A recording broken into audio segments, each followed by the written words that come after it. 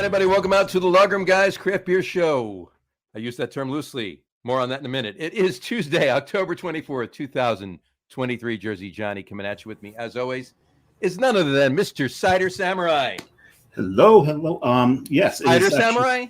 Cider Samurai. Yeah, because we're not doing a craft beer show. We're doing a craft alcoholic beverage show today. This is true.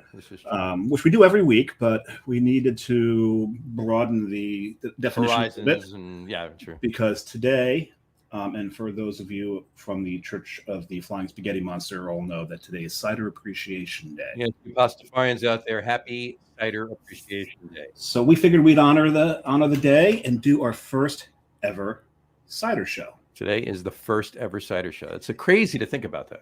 Now, what's interesting to note is, we're approaching 160 shows, over 170 with special shows. Yeah. So we're coming up on 200 easily, 3.5 years almost, and we've never even had one cider on the show before. We did a mead show. We did a mead show. We didn't do a cider show, so we decided to do a cider show. And here's an interesting thing: is we call it hard cider here, right? To differentiate between the alcoholic cider and the unfiltered apple juice, correct? That you get at the orchards. Mm-hmm. Unfiltered apple juice in Europe is just apple juice. Apple juice. If you say cider in Europe, you're going to get a hard cider. You're going to get a hard cider. Yeah. Right. So they must be really confused when they come over here and see cider donuts. Yeah. And think about that. That's interesting. I like that. Oh. But yeah, that's neat. And as we'll learn through the show, cider started off in Europe, as most things did. Mm-hmm. If they didn't start in China or Egypt, they started in Europe. So right. we'll get a little bit more into that. Mm-hmm. It's also National Bologna Day. Happy National Bologna Day. Yeah, we serve bologna on this show on a weekly basis. True. And guess what? And this is 100% honest, not kidding whatsoever. Guess what I had for lunch today? Did you have bologna for lunch? I had bologna and cheese for lunch. Yes, I did. There you go. Did you fry the bologna? What's that? Did you fry the bologna? No. Fry just plain good old rye bread bologna. You know what? Of course, you know what kind of bologna.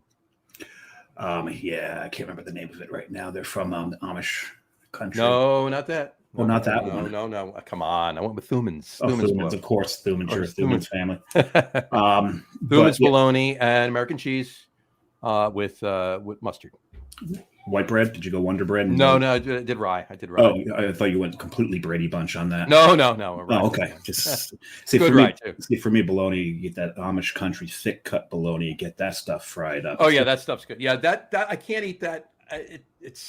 You can't eat that too thick. You can't eat that thick without frying it, right? You got to fry it. You have to fry it. Yeah. And I think the best example of that I've ever had was actually in Asheville. Mm-hmm. Biscuit Head. Oh, man. That stuff is good. That stuff's great. I don't know where they get that, but I need to find out. That's amazing, that stuff. Did I tell you, right before the show, it's weird, a friend of mine called me up, and he had just drank like a whole entire bottle of Invisible Ink. And it's his family took him to the ER. He's waiting to be seen. Yes. I'm waiting for that. And there it is, the boom show of the day. He actually has 2 kids. He has twin boys, Amal and Juan, identical twins. He only has a picture of Juan though, because if you've seen Juan, you've seen Amal. Yes, I know that one. All right. I'm done. I got one more. You want it? Feed up the tripe. All right, why not? No. Yeah, I know it's Tripe Day too, right? World Tripe Day. World Tripe Day. Yes, Happy World Tripe Day. I don't have the banner for that, but Happy World Tripe Day. Now, the other one was I just got the mail today and opened my water bill and my electric bill at the same time. Boy, was I shocked. Yeah. I'll be here all week, folks. Tip your bartenders. And try the veal. Try the veal. All right. Anyway, all right. Let's get this. Let's kick the show off. I want to drink some cider we got some ciders to drink. We've got a guest on the show from the industry. Yes, we do. Let's bring her on, please. She's been on the show before in a different capacity, but today she's on the show. Please welcome to the show, Ms. Pint Size Leah from Armageddon Brewing. Hello. Welcome back to the show. Thanks for having me back. Does anybody in the industry know that your last name is Pizoli and not, pint size? It is No. pretty funny the amount of people that are just like, "Are you pint size, Leah?" And I'm like, "Yes." No, her last name would be Wait, pint size. you Her didn't last go name, It doesn't say here nothing, pint or- size. It's a P. It's not pint Yeah, size. that's true. Yeah. Now her it- last name would actually be Leah. Leah, right? Leah, Pint right? size Pint size Leah. Yeah. Yeah, Leah was her last name. Yep, Right? Exactly. pint size first. Yeah. But yeah. So how are you, Leah? I am good. It's been a so long nice since I've breezy seen you. day. Oh, I know, right? Yeah. Yeah. It's been like It's actually been a long time since I've seen her. been like Yeah. 48 That hours. is true. Actually, I saw you this morning. At first, I glanced really quick at the screen, and I thought it was you, right? And I thought you were like, you had the computer on the desk and you were moving something. And then I looked back like 10 minutes later, you're still moving something. The picture you had up, the picture you had up for your on the Zoom this morning for AC Beer Fest. Oh, that's funny. I thought I had my camera off. No, well, your camera was up, but it was a picture up. It was like you were holding a box or something like that, or something green. The hot bag. Yes, Yeah. that's what it was, right? I was like, oh God, I was literally like laying in bed. I hope my camera. No. like, I glanced at it. holding I glanced at it. There she is, like moving something. And like 10 minutes later, I was doing stuff while John was talking, then and it, I like, look up, popped and back up. you're still standing there. What's going? That is so funny. Oh, that's funny. I tell you, COVID and Zoom have made some really funny moments that the people have recorded from meetings. Yeah. Like there was that one where it was a virtual, what you call courtroom, and the one lawyer, his daughters had put a filter on for one of their calls. He didn't know how to take it up, and he was a kitty cat. Oh, that's so funny. That's pretty funny. We did have one guest once on the show lying on his bed on the podcast, but that was John Kampanik of Spellbound, and that was only because it was the day after his birthday, and he was so hungover, even at 6:30 at night, he drank water and was literally laying down in bed on the podcast. So Trooper to actually stay coming on the podcast. Yeah. Didn't bail, you know. So. Yeah, anybody who's ever like bailed on the podcast because they had a cough, suck it up. Yeah. That's what the mute button is for. Just click mute, cough, click mute. Yeah. So anyway, all right. Leah, do you have anything you're drinking? I do actually. So Zeppy and I just took a quick trip up to upstate New York, and I've definitely been making it a point to try and get my hands on a ton of other cider companies that I haven't tried and or can't access down my way in Jersey. And there was the Finger Lakes Cider House. Nice. Oh, and interesting. To be fair, what really caught my eye was that this cider goes towards planting trees. Oh, very nice. I was like, I don't even care what flavor it is. I will buy that. You got to get that. It might be apple flavor. Yeah, right. But nah, and it's a semi-dry, just plain basic apple cider, and I'll tell you, it's actually really good. There were a few others I've had recently. I can't say I loved. That's just But yeah, this one's really good. very nice. Very nice. What are you drinking there, Mr. Cider Samurai? I don't know if I can pronounce it. I'm gonna put it up and then everybody can read it. And you can try it. Cidra Natural Ecologica from Cidra Berziatua. I don't know how to say that. It's from Spain. It's from the Basque region of Spain. And I'm starting there because I think it's going to be maybe the second driest of them, but I'm just going to kind of take a tour across the globe. I'm going to start down in Spain. This is not by any means saying Spain was the first to produce cider. That's absolutely not true. But this is where I decided to start. And this one, yeah, it's very dry. It's got a little salinity to it. Carrie was right because I poured her some because it's a big bottle and I can't drink all of it. But there's a slight salinity to it, so it's really, really dry. Got a really got almost like a crab apple flavor to it. Nice. Oh no, my computer hit something. Uh-oh. You're still here. Yeah. I think it just minimized you. There we go. You're back. Well, I'm used to being minimalized. Dave's minimalized in it. I am probably not as much as you though, pint size. Fair, very fair. She doesn't have to be minimized. She's already minimized. Yep, I came that way. Came that way. Honey, I shrunk the Leah. Yep. Exactly. I'm drinking Mother Muse One of my favorites. from what is this place? Never heard of them. Never heard of them. There you go. Heard they're terrible. Okay. Armageddon? Armageddon. Is that Dave Magadan's kid? It's Dave Magadan's kid. Yeah, Okay. Mother Muse. Yeah, and who wrote that? Yeah. I wonder who wrote that. Yeah, Someone who likes pink pens. This was just fresh put in the crowler 48 hours ago in Somerdale, New Jersey. So yeah, it's a. Why don't you describe this cider instead of me just saying what it is? You could do it more justice than me. So. Well, one thing that I personally love about like all of Armageddon ciders is Christian and Matt definitely make it a point to use all local like ingredients and stuff that's in season. Mm-hmm. So, a lot of the ones on right now have a lot of herbs in specifics that they have harvested themselves, which I absolutely love. So the Mother Muse actually has cranberries and rosemary. So the rosemary is all fresh, and I feel like it shows when it comes to drinking it. The rosemary is not overpowering. The cranberries are like nice and tart, but not overly sweet. I don't know. Mother Muse is like hands down one of my favorites. Yeah, this was so good. I must have had six or eight ciders the other day while we were there, but this was definitely a standout. I mean, they were all fantastic, but this for me. But that one's definitely part of like the seasonal series. And Jess and I had been to the Cranberry Festival in Chatsworth earlier that day, so kind of actually just kind of it was only right. It fit there, yeah. That makes sense. This is fantastic, though. This is so good, and I poured it into this glass. Right Tables have turned. There you go. You mean like this? Yeah, that glass there, right? Yeah, that one right there. Well, I am repping Troon.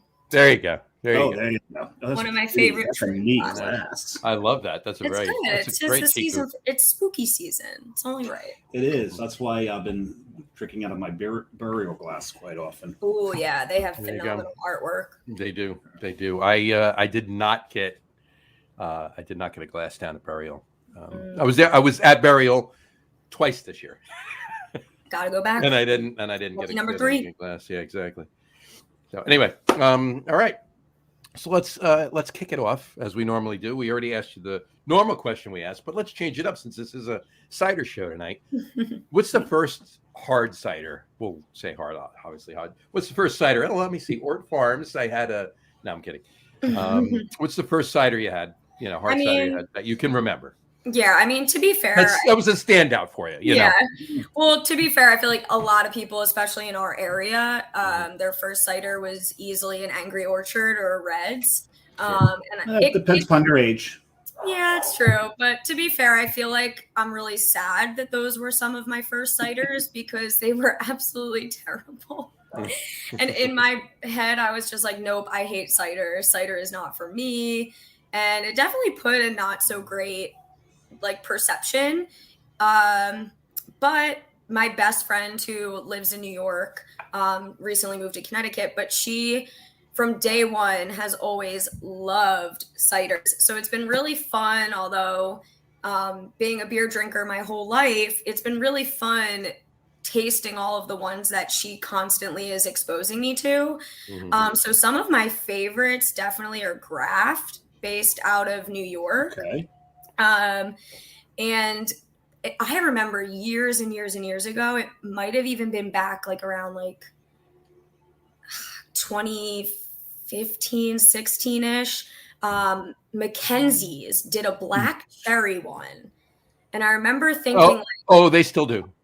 Yeah, I was like, I actually could drink that. Yeah. And then I remember, I think they were even at an AC Beer Fest or something one year. Yeah, they were actually. Which was pretty cool. And they brought the black cherry one with them. Of course, Dave hearing that since his first AC Beer Fest ever was this year, hearing that Mackenzie's had black cherry cider at AC Beer Fest. Now he's thinking he should have probably came a little earlier. Maybe, but I will be drinking a cider that was at AC Beer Fest this past year. You will be. You're right. So, cool. Yeah, Graft makes great stuff. They really do. Because I definitely gravitate a lot more towards the dry stuff. I don't like overly sweet. I definitely prefer more dry.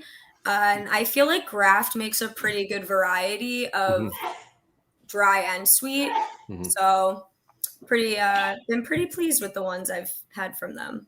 That's awesome. Bless you, whoever was sneezing. That's okay. Bless you. Thank you. All right. Yeah, No, I agree with you. I think of that, like if it's a sweet cider, I'll drink it, right?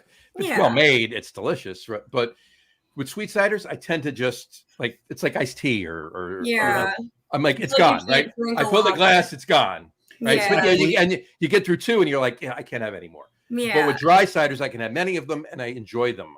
I drink them slowly. It's one of the few non-spirit alcohols that I will actually pour over ice. Is sweet cider because it cuts into it a little bit.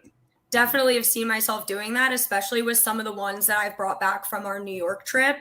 There were ones that were a little too sweet for me. And I'm like, I think I might like this better if I pour it over ice. Yep. And it's funny. I've been doing that with some of the more sweet ones that I can't palate as easily as the dry. Right. Yeah, it dilutes the sugars a little bit. Yeah, it's funny that you say that. So it does help. Mm-hmm. But yeah, we have. I think the reason I sought out more European ciders for the show is because American ciders have that stigma of being too sweet. Mm-hmm. Most are, though. We're getting a lot of craft cideries out there that are going back to the roots of cider. Cider was always very dry. The earliest ciders were probably done in like Great Britain.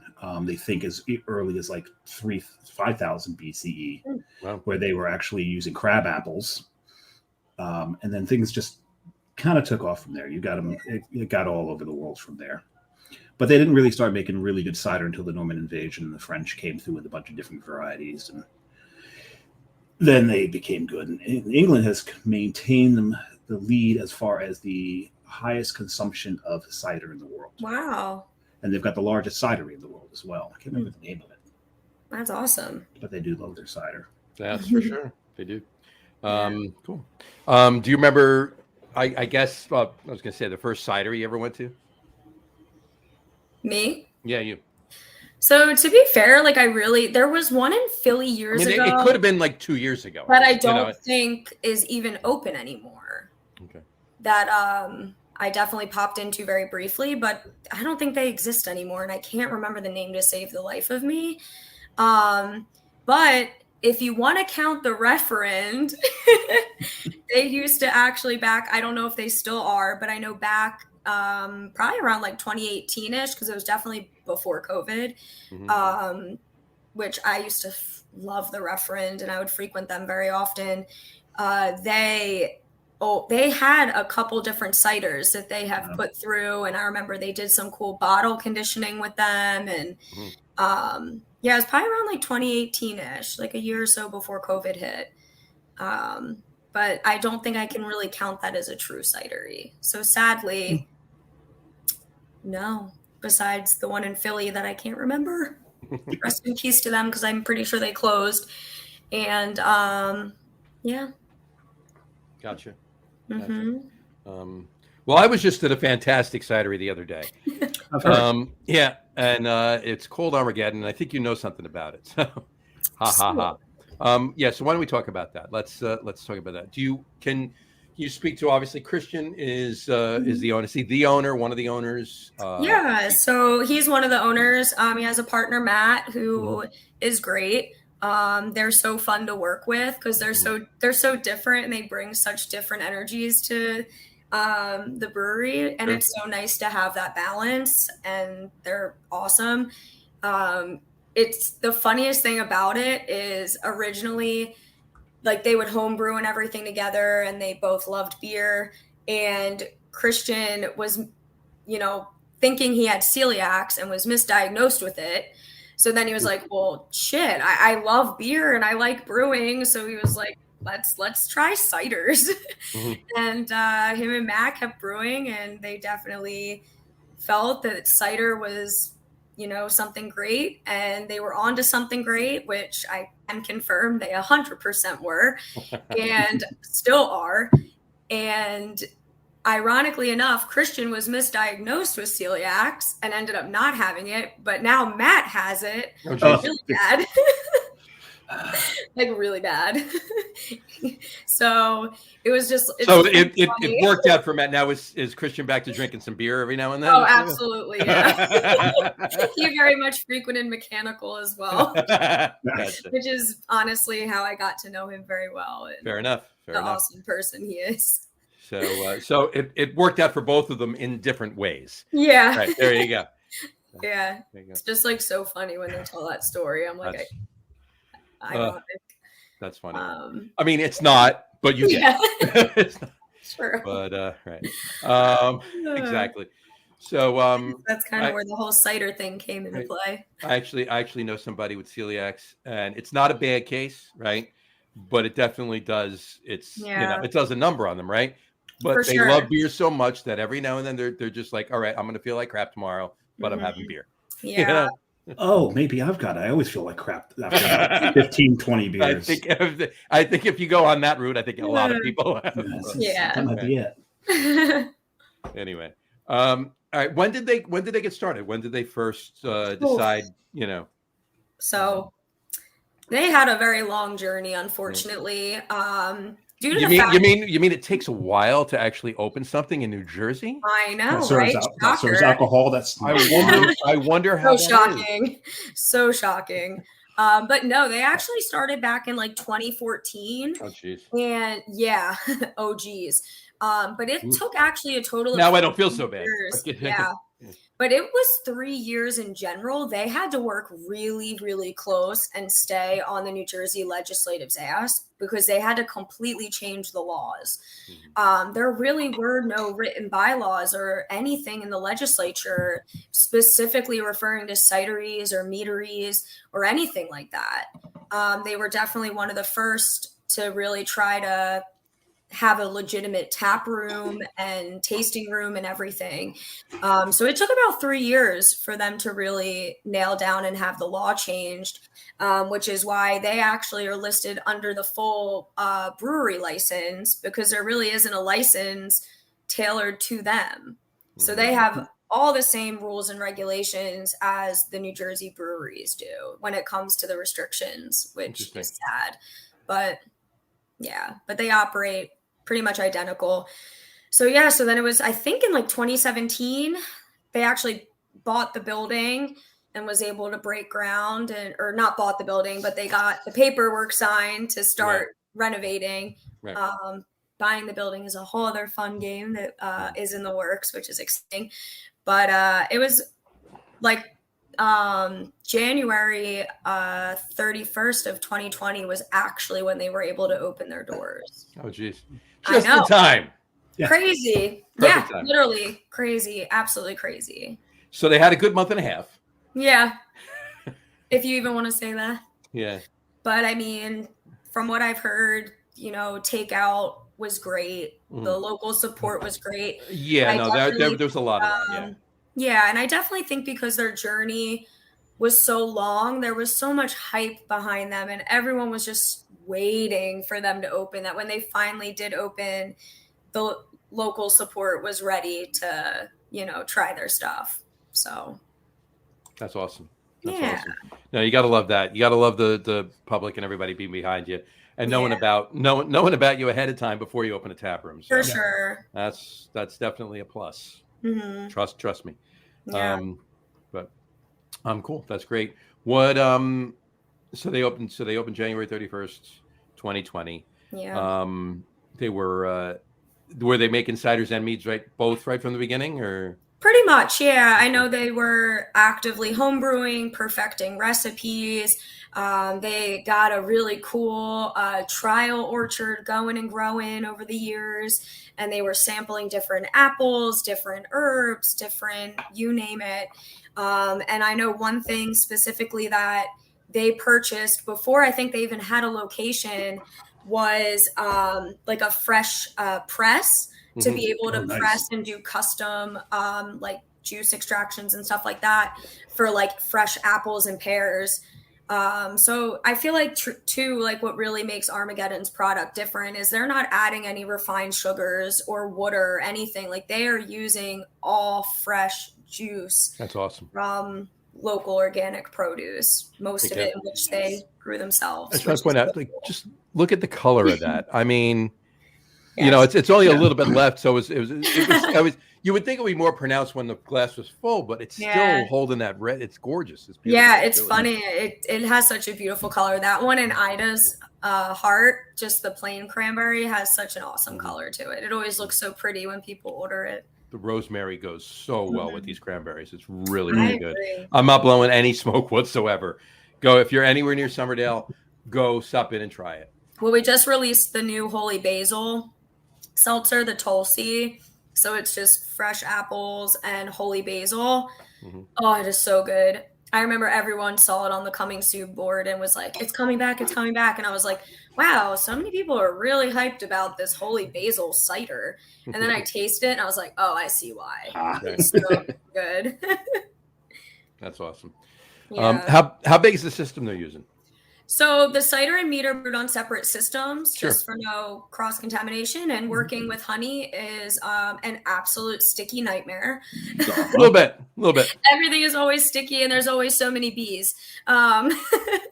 But the cider is on like a 4-barrel system, and the meads are on a 1-barrel system. So significantly small right now. Nice. Yeah. Very nice. You were going to go ahead, Dave. No, I wasn't going to say anything. Well, I did pour my second mead. Oh, okay. Mead, what is it? cider. Cider, I was going to say. She's talking mead. Oh, well, I do want to talk about some of the meads that Armageddon's doing, but this is a cider show, so we'll get to that in a little bit. What was your second cider that you brewed? This is the one that was at AC Beer Fest this year. It's Romilly. And, of course, because of my taste, you can't see. It's such a washed-out label. It's hard to tell. But this is the Brut, the dry. And it's got such a nice crisp apple flavor to it. I wish I was sitting next to you to share that with you. This one's yummy. This was Jersey City Buy Right. I got this one out. And it's even though it's the dry, there's a little touch of sweetness to it.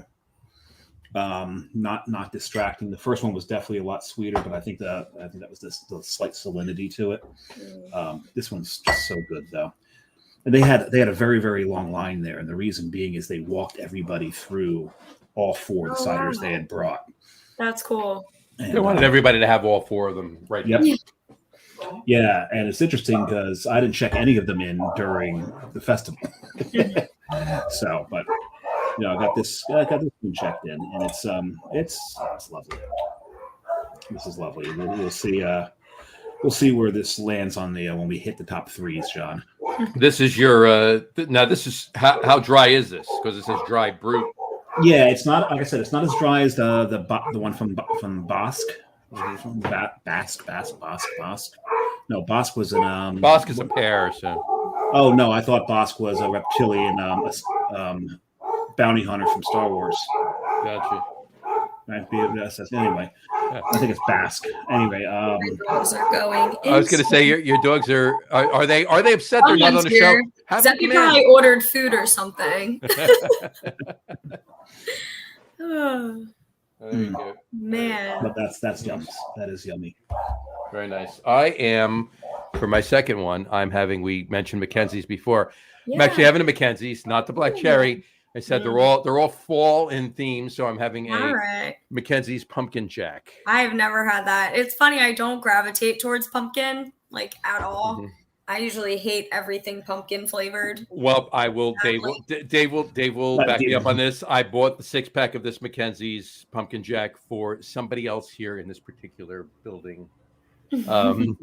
I think she was sitting next to me at the bar. Yeah, I don't want to hear it because every year he makes me do a pumpkin. Oh yeah, and you go kicking and screaming into the show. Yes, I do. I spend the whole show pretty much bitching about pumpkin beers until I get to Warlock. But it is pretty good. I mean, it's light, it's dry, and it's got the pumpkin spicing in it, and you can even taste some of some pumpkin. Actually, it's not just the spicing. So it's pretty damn good. Mackenzie's makes great cider. They do. Yeah, I mean, I definitely now want to try more. I'm on a big cider mission now, so I want to try them all. Yeah, those internationals. Yeah, for sure. It's even got a little. I mean, there's even like a caramel note to it. with it. It's pretty damn tasty. I got to say, it's not over the top when it comes to pumpkin spicing. It's there. You taste it, sure.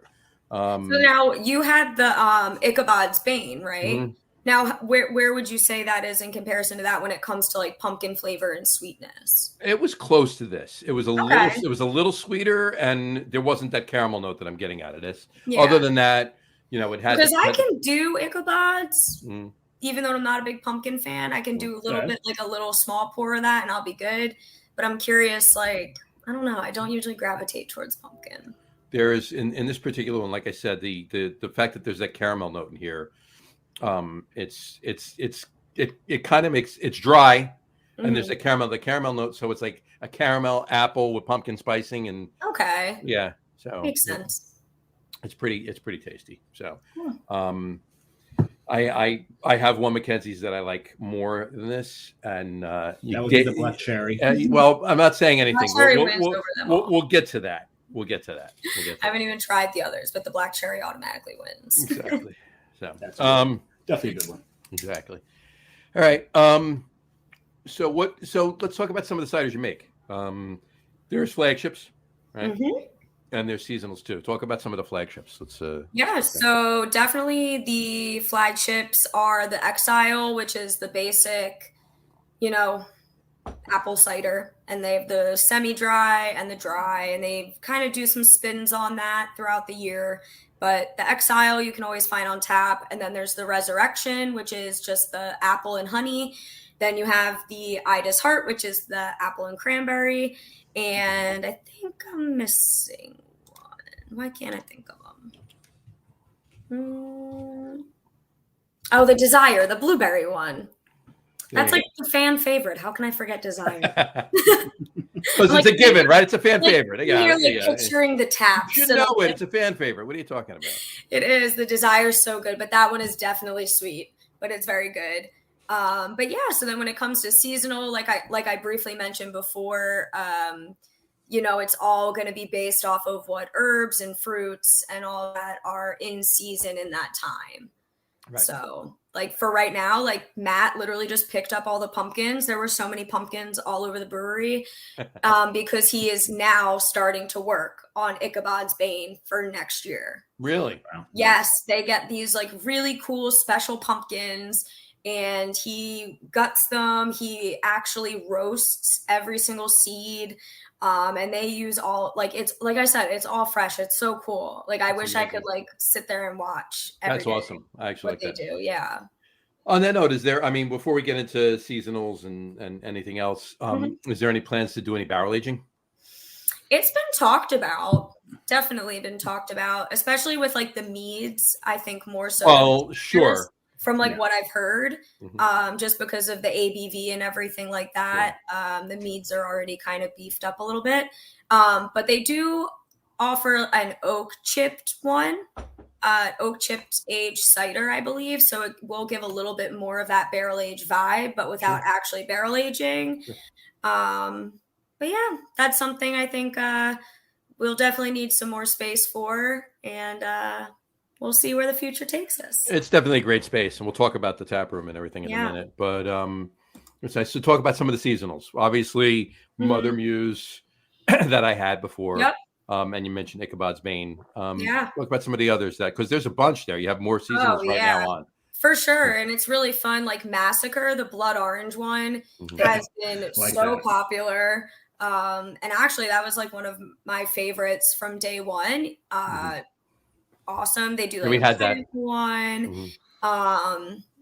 But I'm trying to think. So the Burv's Brew we just put out, that one is strawberry and why can't I think of it? Lemongrass, strawberry and lemongrass. Okay. And that's a cool one too. So Burv's, what did I have the other day? I don't know if you tried Burv's. I don't know if I tried it. Yeah, because she had a full pour of the Ichabod's Bane and the Massacre. Yeah. Oh, she had Ichabod's Bane? That's a surprise. Are you shocked? You may have pumpkin. I'm just going back to hold on here. Where is come on, John. Where is it? There it is. He's looking at his check-ins to see what they have. Yeah. Desire, Mother Muse Haze. Oh, the Ackley's Haze. How Ackley's can I Haze. forget that one? It's my favorite. But clearly the ones that are your favorite or fan favorites, those you tend to. Those are the ones I'm forgetting about. No, but what the Ackley's Haze is a really cool one, and I have noticed when there's a lot of people that are coming into the tap room that maybe gravitate more towards beer and not cider. That one has been a hit. It is actually Christian's take on a wit beer. Yeah. So it actually has wit beer spices in it, like the peppercorns. It's so good. It was pretty damn good. It was pretty. I gotta say that was. Ida's Heart was the other one I had. So it was Desire, Ida's Heart, Haze, and Mother Muse on the flight. Two staples and two seasonal. Yep, that's what I did. So cool. Yeah, they were fantastic, and I had some meads too. So. We'll get to that in a minute. So, what are there any events coming up?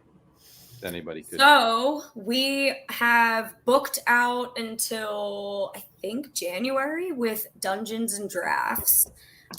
Thomas has been taking over the world, it seems like, with Dungeons and Drafts. I'm excited to continue being able to work with him at Armageddon because I've worked with him for a while at Mechanical, and what he does is awesome. So it's been cool. So we're doing that. We are in the works of planning a Save the Bees event. Nice. Yeah, I think it'd be really fun. There's a couple like local beekeepers and stuff like that, and potentially linking up with them and doing like a seasonal release where some of the proceeds or whatever may go back to them. We're trying to work it all out. Like we literally just had a meeting about it, and I was like, I have this crazy idea. What do you think? It's interesting because a lot of people will think that when you're talking about bees with Armageddon, you're focusing, and probably true, focusing mostly on the mead. But without bees, you don't get cider either. No. You need the bees. You're not going to get the fruit unless the bees are pollinized. Correct. Pollinating. Yeah. Pollinizing. I like pollinizing better. I like pollinizing. I like that. Yeah, pollinizing. But sounds like you're doing something in the Southern Pacific that's wrong. Let's call Jerry Seinfeld and see how he feels about that. Pollinizing. But yeah, I mean, me as a person in general, I'm super into linking up with the local communities and local nonprofits and figuring out how businesses can give back and all work together.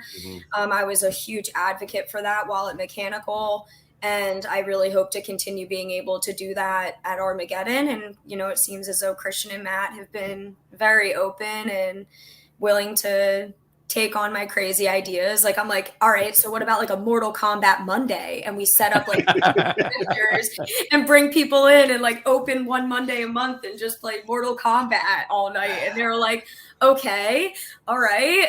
What happens if someone dies? You finish him. Finish him. Fatality. Yeah. You know what? I use that line when I see someone trying to pass someone on the right who is holding up traffic, and all they gotta do is cut over, and I'll yell, finish him. Yep, every time. It'll never get old. But in the super short term, this weekend we will be at the Two Bridges Booze and Brews event. That'll be really fun, and they do it like a few times a year, and it's always awesome. So, and where is that? Where is the Two Bridges? It's in why can't I think of it? It must be somebody's favorite. I know, right? It's a very popular event. I'm not working it, therefore that's why I feel like I don't need to know the exact address. But it is, let's see. Oh, the Riverview Beach Park. Riverview Beach Park, yeah. Yes. I just looked it up, yeah. Yeah. There you go. I'm like, I don't have to work it, so I don't know. There you go. Very, very nice. Very nice. So just Very some nice. Very little nice. things. And photos with Krampus is also on the schedule. Oh. Photos with Krampus. Very Yeah, nice. they did it last year. So Oh, I can't wait to pour excited to my be a next part of cider that then, this year. because it's not exactly Krampus, but it could be Krampus. Yeah, it could be. Well, yeah, you could call it Krampus. You've seen that glass. Yes. It's time. It's October. It's time. It's October. You got to use that glass. Yeah, you have to. That's cool. I look. You know me. I'm all about events, right? And going to them, holding them, having them, whatever. You know, it's Working great. them. I mean, working them exactly. So, you know, and I can imagine Armageddon's obviously going to be taking part next year in AC Beer Fest. It looks like it. I Looks sent like- Christian over all the notes from the meeting this morning, and Did he's pretty excited about some of the changes. I was crazy busy all day. Did John? Did you actually check the day release? What they talked about with us this morning, this afternoon, and the I think they posted the video. I saw very briefly. Okay. what They the did put that up. What he shared, yeah. Right. Okay. All right. So talking about it now is not, you know, giving anything away, right? Nope. So Dave, yes, Dave doesn't know yet because I didn't tell him. No. It's going to be 2 AC Beer Fests next year. Yeah, Two of them. 2 inside 2 different weekends. and outside. Yes. April 12th and 13th, Friday and Saturday, 2 sessions on Saturday, 1 on Friday night, inside at the convention center. And then in July, on a Saturday, the 13th of July, 2 sessions on Saturday, 12 to 4, 6 to 10 on Bader Field outside. I'll more than likely miss the first one because I plan on being in Munich. I was going to say, you're probably going to be in Germany. I mean, that sounds way cooler. No, that's probably need to nail that down and book everything. But I think that's what it's going to be. It's going to be Munich and Prague. Munich and That Prague. sounds Very nice. See, here's the thing. Like Dave's birthday is April 17th. Oh, I'm the 10th. So, and you're the 10th. And John's And in I'm- that neighborhood too. Exactly. I'm the 28th. Oh, So Yeah, he's a tourist. He's not one of those cool areas like us. checks out. yeah, the two of you.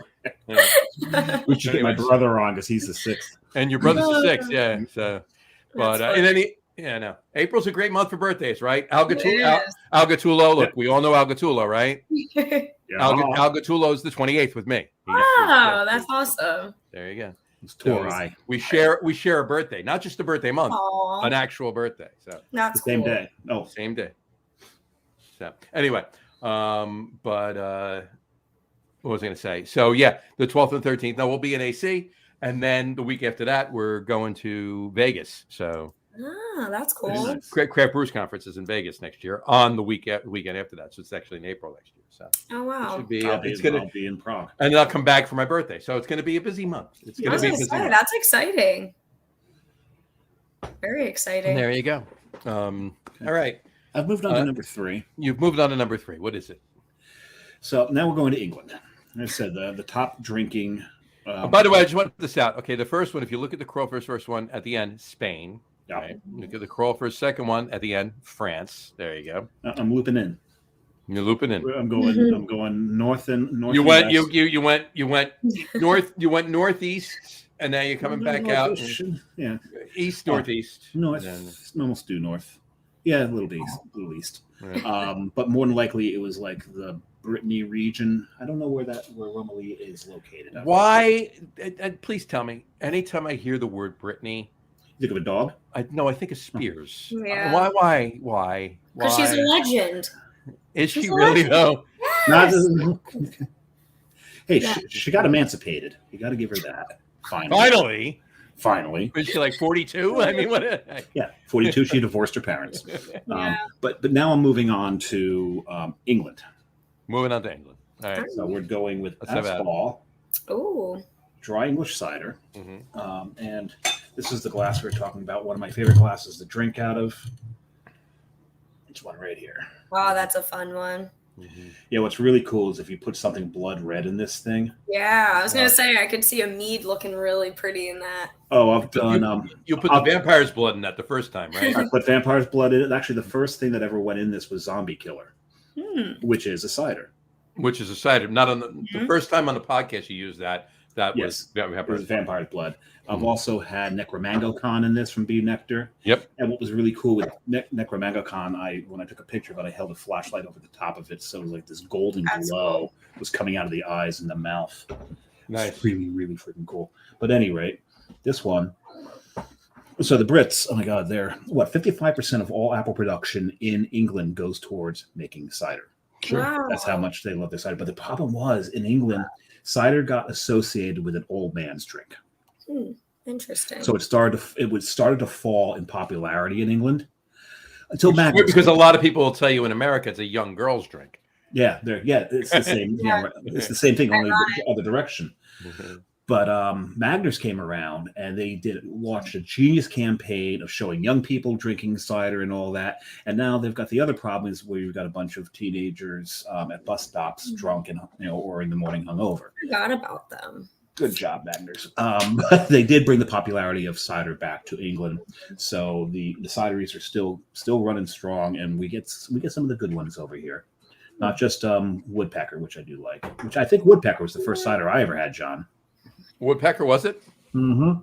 I don't love them. Well, when they first came out, the only alternative you had in this country was woodchuck.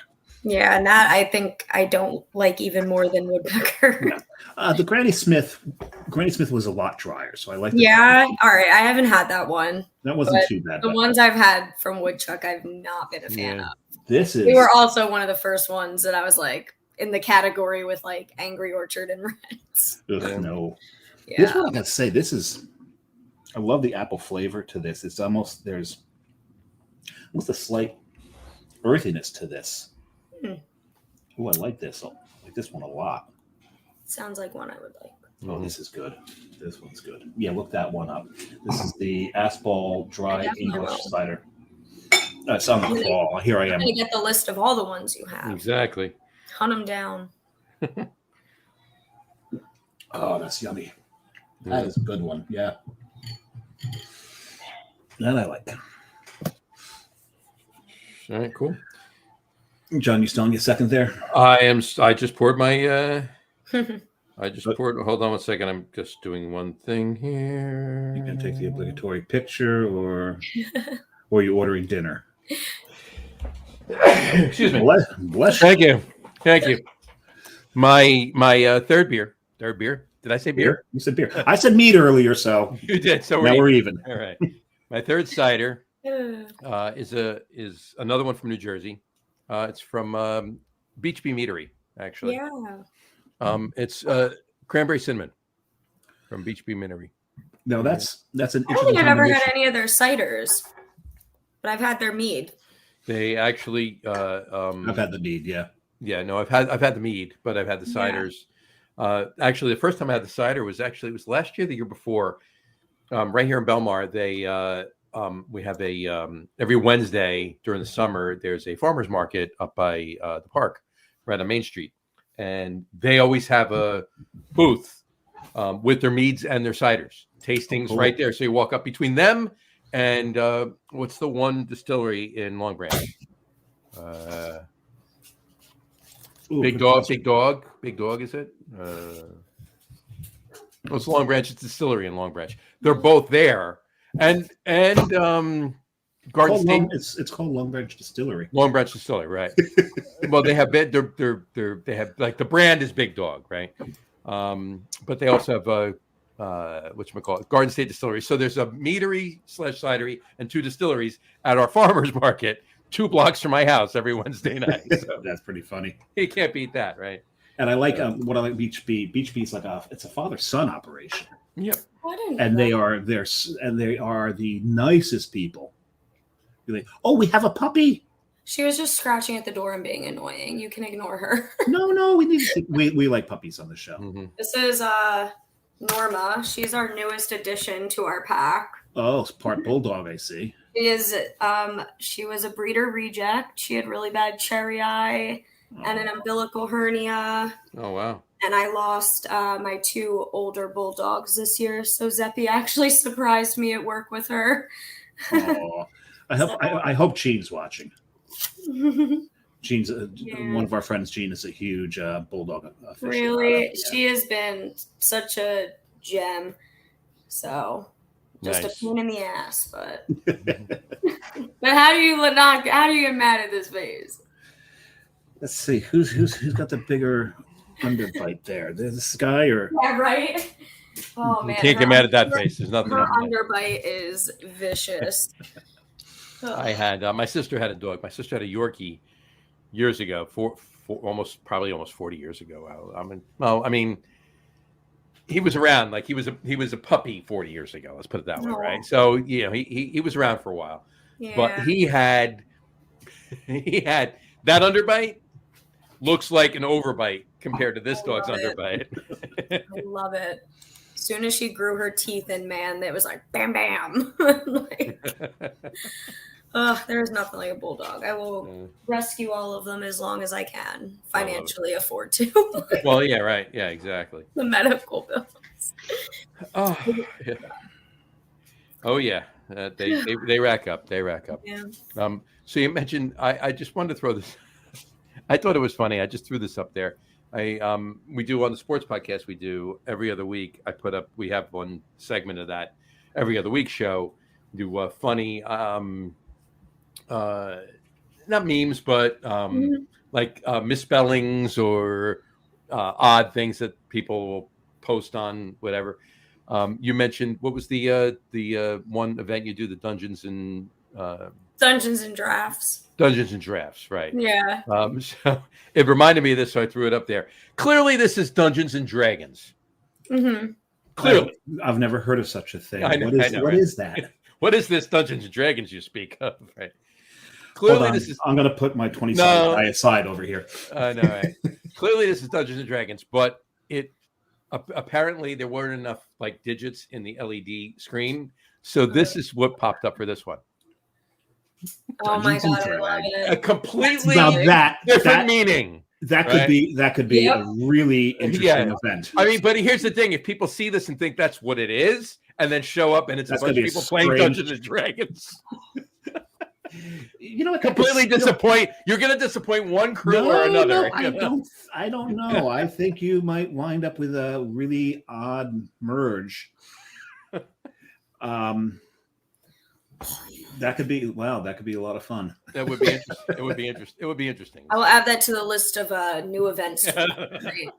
Hey, drag events are actually quite popular. Yeah.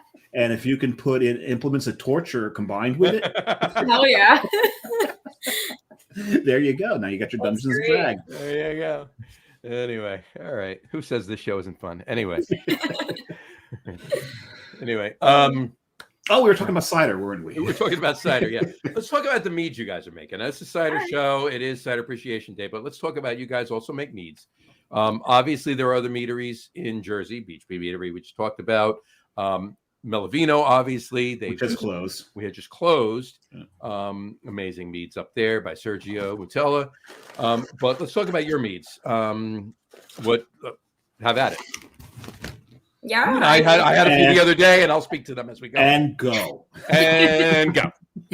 Yeah, no, I mean, so the meads are definitely done on a really small scale compared to the ciders.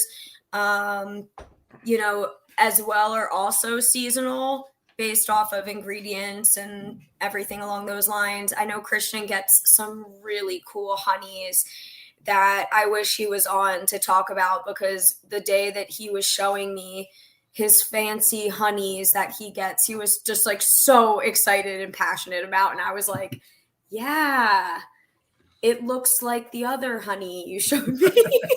Like, I'm trying so hard to learn, but like his passion behind it has been so awesome and makes me want to learn even more.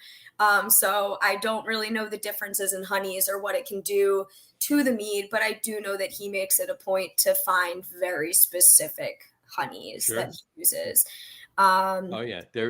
There's definitely a major art to which honeys and how to use them, and exactly. It's about where they take the hives, place them, and what flowers or whatever the bees are bringing the pollen in from. I know there's a meadery in Rhode Island, right by the border with Massachusetts, actually, I think it might be in Massachusetts, right on the border with Rhode Island, but there's a very, very specific weed that they actually get their honey from. And there's almost a woody mushroom almost flavor to the honey. So you're saying it's a weed mead? It's a weed mead. It's a weed mead. And I'm sure someone's made That's a weed next. I love it. On to something. Yeah, there you go. That gives a whole new meaning to the terms Dungeons and Drag now. This is true. Yeah. Very true. I dig it. There you go. Because I'm sure no one has ever played Dungeons and Dragons stoned. Never. No. Nope. Never. Nope. I plead the fifth. Anyway. A fifth of scotch? No, sure. it's a fifth of gin. Never mind. It's a fifth of gin for me, right? Now it depends on what time of year. It's October 24th. I'm on the fifth of bourbon right now. So I had the other day. I had the Abyss. Yeah, I love that one. I had the Maya. Mm-hmm. I had the Cider. Yeah. So I'm a big Cider fan. Matt had brought over Matt's worked with Sergio for a while too. We made some meats with Sergio. So they Melvino had done a barrel aged Cider, which was when he brought up. It was so amazing. I was like one of those bottles where I wanted to just like when we were done drinking it, I wanted to break apart the bottle and lick the inside of it, kind of thing. And then you wrote NYX or NXY. Nix. Yep. That's the espresso one. That's the espresso one, right? That's right. Yeah. And it's funny because so many people love that one. But for me, I guess because I drink like my coffee and everything black, I have a hard time with the honey and the balance of the sweetness of the espresso. Right. And I'm like, no, it shouldn't be this sweet. Like, I don't want any sugar and cream in my yeah, espresso. I'm like, no, I want it black like my soul. But it is funny though, the Nix is almost gone and they did a small bottle run of it, and the amount of people that come in every day asking for bottles of it, I'm like, I gotta tell you, it was very good. It was very good. I'm happy to hear that. Yeah, but the Abyss and the Hell right now are my two favorite. No, with these names and the blackness of your soul, the name of the cidery meadery, Armageddon, is biblical reference from Revelations.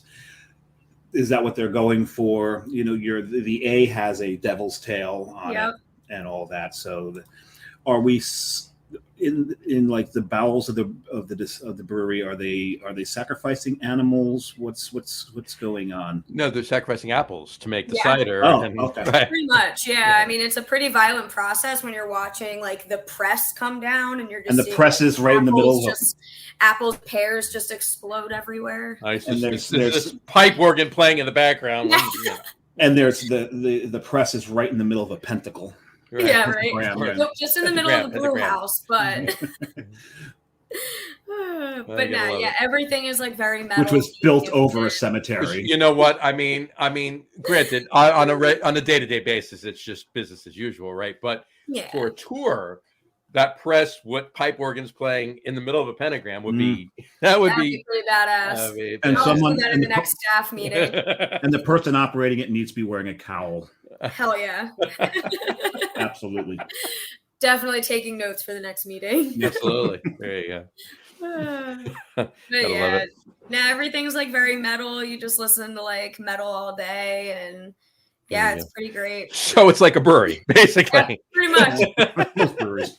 Yeah. All right. All right. So we know that. Brewery vibes nowadays are very like 90s alternative punk pop. Well, there was I don't know whether it was Hayes Boys or somebody did a video. It's like it was a reel, right? Obviously, right? It wasn't a TikTok. It was like a reel on Instagram or Facebook or whatever. And it was like the production team in the brew house versus the sales team versus the tap room with the different music. So it was metal in the brew house. It was like 90s for the tap room. And it was like yacht rock for the sales team or something like that. But it's funny. I think Hayes Boy also did. It was like a generic I've homebrewed and want to start a brewery post, and it was all just like the exposed wood.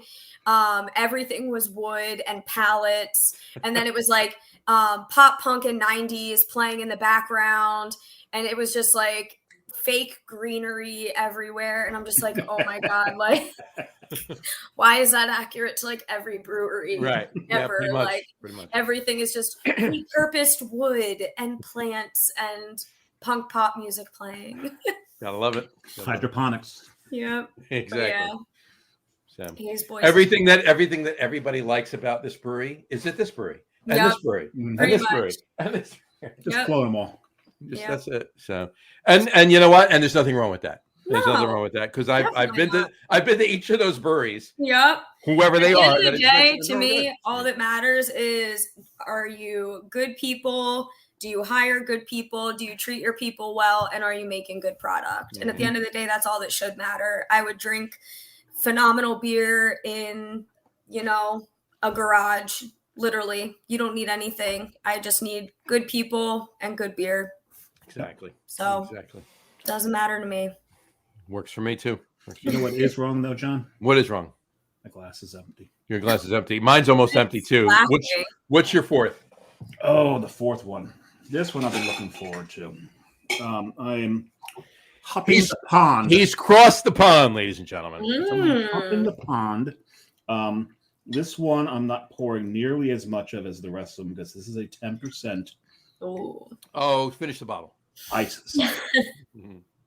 Oh, I will be, John. If I finish this, I'll be asleep by the end of the show. Wouldn't be the first time, I know. He has slept on the show before, Leah. Oh my God, I love that. I was really late getting back from work. I didn't get a chance to eat, and it was the first time that someone that I know pretty well, who I never met in person or face to face, was on the show. We decided to out drink each other. Yeah. Oh, by the way, just as an aside, he's been on the show about 12 times now. He's actually co-hosted with me once. Yeah. Oh, I This love is the first time he was on the show. Aw. We had like 4 or 5 beers, and we did whiskey pairings with Oh my each God. beer. So Yeah. That's a Yeah. day. That's an end cap on a day. That's I did not. Neither of us. I did not work. I was not working the next day because I didn't have anything. that I needed to get Tom's done the only next one day. who made it to work the next day. He made it to work. You were working, but you didn't make it to work. I didn't make it to work. I get a text from him in the morning that said, "I have to admit, today hurts." Exactly. I'm like, I'm still in bed. No, this is a orchard called Val Caudalis. Mhm. Ciders de Glace Reserve. So it's an ice cider. And if you know about ice box or ice wine, you know what that means. That means they freeze it, then melt the water off to concentrate the alcohol. And it concentrates flavors as well as you melt off water. Mhm. And oh my God. The winner. Oh wow. Okay, this is sweet. But It's an ice Yeah. cider. Anything ice is going to be sweet. Yeah, but this is like drinking. It's like drinking an apple. Damn, And that's bad. that is a shit ton of apple flavor. I'll tell you, that is really something else. That's yummy. Where'd you get that one? Montreal. You go. Oh, that's right. You got it up in Montreal. I got it up in Montreal. There's in Vieux Montreal, the old town. There's this big mall. There's a brewery there too. I can't remember the name of it. It was like one of the surprise Brewski, I think it was called. By the name of it, I'm like, this is gonna suck. And I drank my first one. This doesn't suck. They just have a stupid name. But there is a store in there that sold all products from Quebec. And how do you pronounce it again? I pronounce it the way. The problem is I took too much damn French in high school. I pronounced it the French way. Quebec. Quebec. We all- Quebec. Quebec. It's not Quebec. It's Quebec. Quebec. Quebec. Quebec. Quebec. Quinnipiac? No, that's a Pole. Quinnipiac. Yeah. Quinnipiac. But so they sold. Quinnipiac.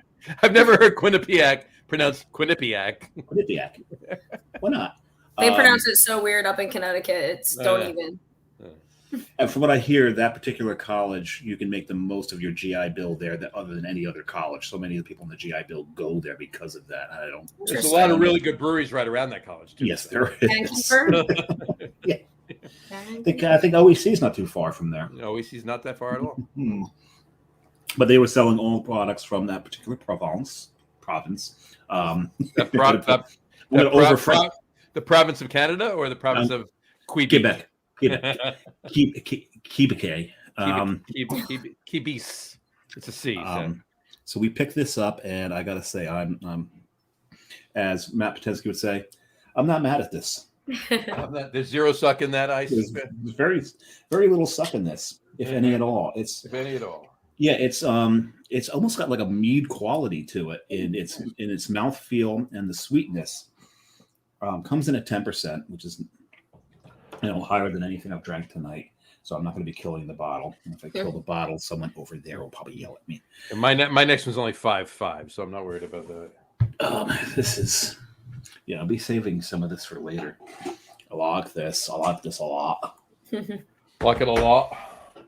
Like it a lot. Like it a lot.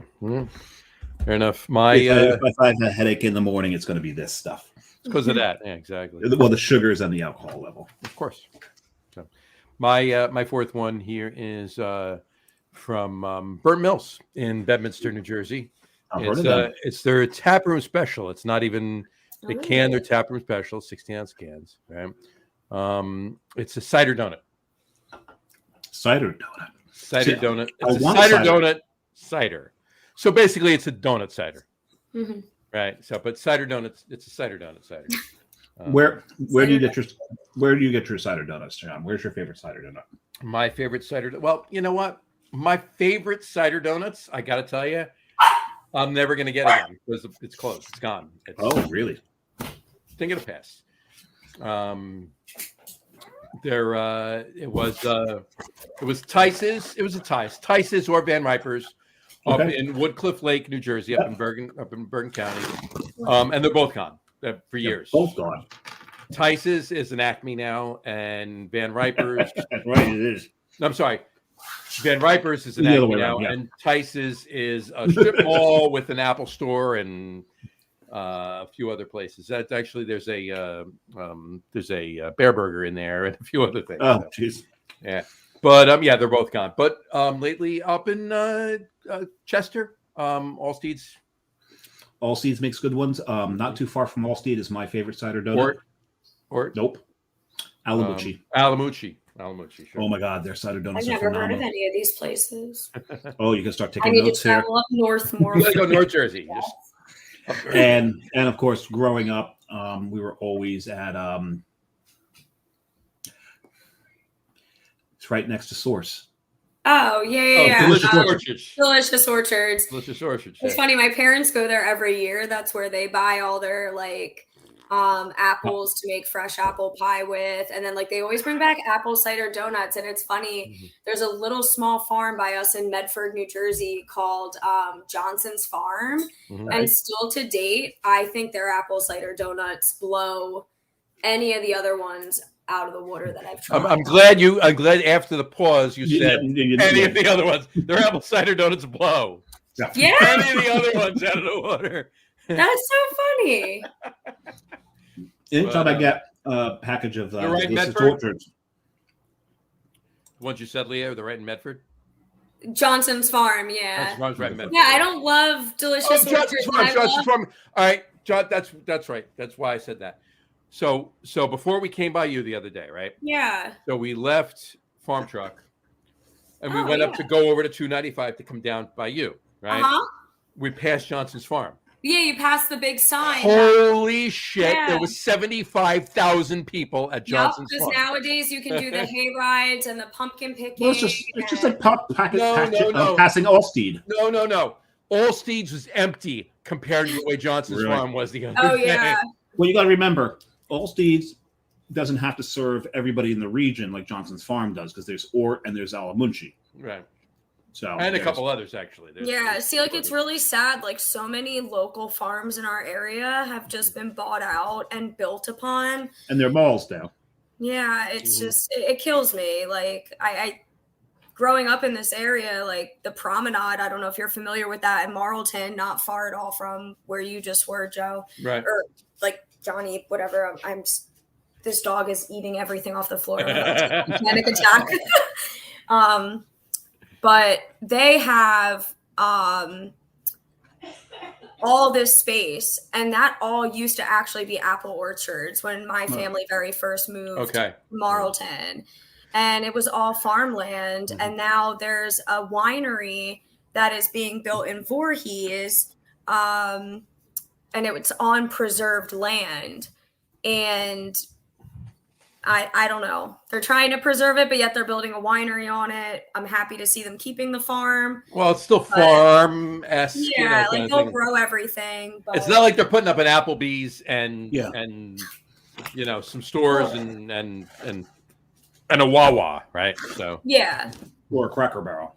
I don't think we could fit another damn Wawa in this area if we tried, but I'm sure they will try. They can. I'll just mention it too. Okay, now Dave will know what I'm talking about. You probably don't. In Hackensack, New Jersey, on Route 17, is a place called the Crow's Nest. Okay, all right. It's been there forever. It's huge, right? It's a restaurant, bar, blah blah blah blah blah. Great live music on Friday, Saturday nights, sometimes Thursday nights too. Great sports around the bar area on Saturdays and Sundays. Great restaurant too. Had parties there. Been there, going there forever, right? So the owners decided that they're selling. They want to sell, but they wanted to sell it to somebody that was going to take over the bar and the restaurant, right? And they just wanted out. And you can't blame them for that. They want out. Yeah. That's what it is, right? Nobody was buying it. This has been going on for a while. Nobody's buying it. Clearly, I'll give you 3 guesses. It's sold now. They closed. Their last day was last Saturday, this past Saturday, 3 days ago. That's a shame. I'll give you 3 guesses what it's going to be. Either a Wawa or a Royal Farms or a Quick Check. A Wawa, yeah. They're going to tear down. We don't get. They're going to tear down everything and put. We don't get Royal Farms, but you guys have Quick Check. You have Quick Check. We don't have Quick Check. Yeah, it's going which I would prefer a Quick Check over a Royal Farms. When you say you guys, you're talking to him because he's in North Jersey now. Yeah. I'm in South or Central Jersey, so. Yeah, we get Royal Farms here. We have a Royal Farms over here. So. What I like about Royal Farms, the only thing I like about Royal Farms, well, apparently their fried chicken's supposed to be good. Never had it. I've never had Royal Farms fried chicken. But they sell honey cheese doodles. Yes. And them and Cumberland Farms are the only places I know that do these honey cheese doodles. And I'm addicted to the damn things. I think they make them specifically for Cumberland Farms and Royal Farms. Yeah, I think they're together, right? Yeah, they've got to be because they're identical. Yeah. It's so good. Anyway, it's a Wawa. I mean, it's sad That's too. Sad. And it's like that was one of my father's haunts too. Like every Sunday he's at the Crow's Nest. Occasionally he'd go a different day or whatever. He's in his 80s now, but what are you going to do? But he's a lot of smaller businesses like gone. That up. Yeah, so they're gone, and I mean. Can't stop progress, right? Is it really progress? That's not my opinion. Not my opinion. You know what the opposite of progress is, right? Regress. I don't find Congress. $9 million going up at $2,300 a month for a 1-bedroom. Progress in my eyes. Don't. Let's talk about this after we end the podcast, right? Because I agree with you, and there's plenty to talk about. But let's not bring it into the podcast. So. Taking away my farms for that makes me sad. I agree. I actually grew up in Jackson, New Jersey. So. Oh yeah. I grew up in North Jersey. I grew up. So like, where do you draw the line? Where is, in your opinion, North or Central? The Raritan. Mm-hmm. Okay, that's your line for North. And the line for South is 75. No, Route 70. Route 70. Okay. Yeah. Because as far as I'm concerned, the first South Jersey town along the shore is Toms River. Mm-hmm. And Route 70 goes from Toms River out to Trenton. Okay. No, Route 70 goes Toms River down to Cherry Hill. Cherry Hill.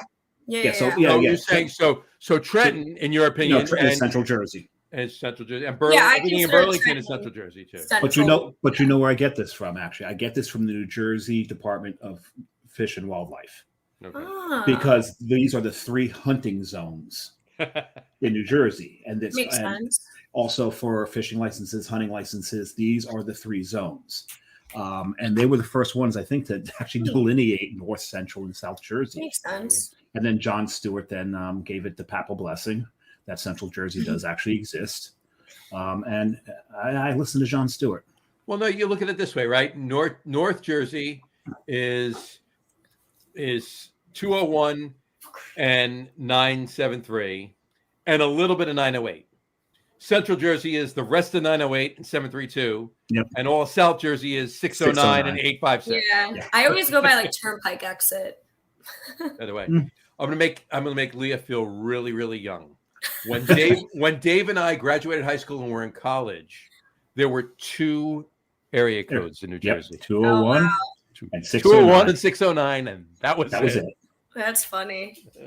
973 came in next, then 732, then 8. 908 was next. Oh, 908 came before 973. You're right. Then 973, then 732, then 856. Yeah. How about 908? Well, anyway. I did open my 5th. Oh my God! All right. I did not come prepared. There you go. I'm only drinking 4, so I'm still working on 4, and I'm good. So, well, I was in Vermont. I was in Canada. Mm-hmm. Or some people call it Canada. I don't know who those people are, but I'm one. I was about to call it Canadian. So. John's one of them as well. Of course, you would. I'm one of them. Canada. Just jumping south of the border into Vermont. Mm-hmm. Vermont. And actually, you get north enough in Vermont, you're going to hear French more than you're going to hear English. I'm going to tell you that right now. This is northern Vermont is Canada. So pretty much New Hampshire and Maine. Right. This is Champlain Orchards. This is the Kingston Dry. It's a bone dry, unfiltered hard cider. He opened the can, dust flew out of the can. Yes, bone dust. Actually, for some reason, there's a Jamaican flag on this. So Kingston Dry. So I get Kingston, it, Kingston, Jamaica. I get it. I thought it was Kingston, Vermont, but it's actually apparently Kingston, Jamaica. Well, maybe there's a connection. Yeah. Maybe they're sister cities because there's that whole sister city program that they got going. That's true. I mean, I'm in Belmar. The next town south of me used to be South Belmar. Now it's Lake Como, and there's a Lake Como, Italy. They're sister cities. So well, there you go. Okay, for an American cider, this doesn't suck. I actually kind of like this. There you go. This is dry. I wouldn't say bone dry. You want bone dry, you got to go back to that Spanish one. I want bone dry. I want to try all of it. There you go. All right. Yeah, no, this was a good pick. I had so many picks of American ciders that I could have grabbed while I was at Jersey City by right, and I'm like, bone dry sounds about right, considering everything else I'm going to be drinking. If I do something too sweet, there's just no way I'm going to like it. I probably would have picked something bone dry too. There you go. All right. All right. What, Leah? What's on the horizon for next year for Armageddon? Well, Armageddon is in the process of, fingers crossed, hopefully acquiring and purchasing the whole building that they are currently renting a section from. The entire building, not just that section. The entire building. All right. Nice. So we will see. Definitely don't want to jinx anything, but. You have to let everybody know now you're in Somerdale, New Jersey. Correct. Anybody that does like beer that wants to try cider, there is indeed a brewery that's been around for a little while in New Jersey. Yeah, a little bit. About 500 feet from Armageddon. Yeah. It's what's the name of that brewery? There's our good friends over at Flying Fish. Flying Fish. That's them. Yes. We are. Speaking of turnpike exits. So. Yeah, so fingers crossed, because then from there we'll be able to do a lot more with the building that we have. Oh, hell yeah. Have better signage, and they're going to have to make the pentagram on the brewery floor a lot larger. Oh, I would love that. Say less. I think that'd be freaking awesome.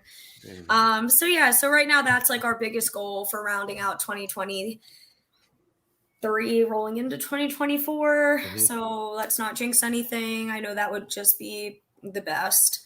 But yeah, as of now, slowly getting into distro, acquiring, me has now helped them get in the back and brew more and put out more product. And, Christian and Matt have been extremely hands-on from the beginning.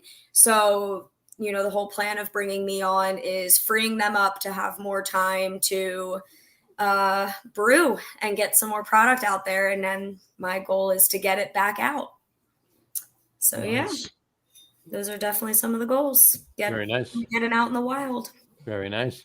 Events that you're planning on doing next year. Obviously AC, we talked about that, right? Yeah, definitely. I'm sure you'll be involved, or and there'll be plenty others. I mean, there's always so many all year. For sure. And I know that, we've been doing really well at all the farmers markets and stuff. Sure. Those have been huge for us because there's no ciders or mead in the area really. So the local farmers markets have been awesome for people to be able to buy any kind of takeout bottles. So nice. Definitely more farmers markets. Very nice. Yeah. Any other than other than the purchase of the building, any long range plans for Armageddon?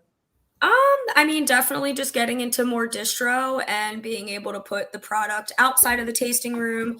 Exciting enough, we will be doing a canning run of one of the session meads, probably first week of November. So nice. within the first week or so, fingers crossed that all goes as planned as well. Because the session meads have been a really huge hit. Norma, I will end you. This stands up. Finish her. I mean, yeah, literally. Finish her. Oh, you want to go out, go out. Then she wants to come in, so she comes in. God knows where my husband is right now. I'm playing video games. But anyways, we're gonna do a canning run of the session mead and hopefully get that on some shelves and get that out there, and we'll see where the year takes us. What's the distro footprint like right now? Pretty small. Only some kegs and a couple of bars and restaurants. I know I was down by Dave at the Mile after we left. Yeah. We went to get something to eat. Obviously, you're on tap there. So yes. So we're on at the Mile.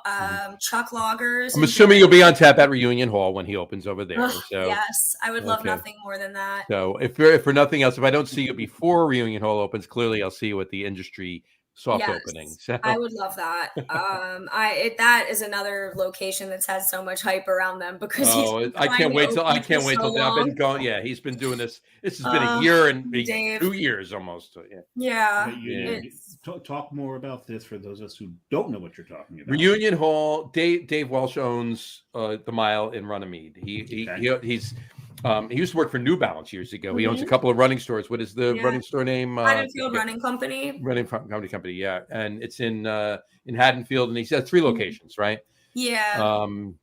The main one's in Haddonfield, obviously, he's right? So great. And Dave's a great guy. Despite being very active in the running and athletic community, Dave has been hands down one of the most supportive, I would say, restaurant and bar owners in New Jersey that has supported so many small local craft breweries. I'll give you this, Dave. Dave Welsh is the Ryan Dorchek of South Jersey. Oh, okay. Okay.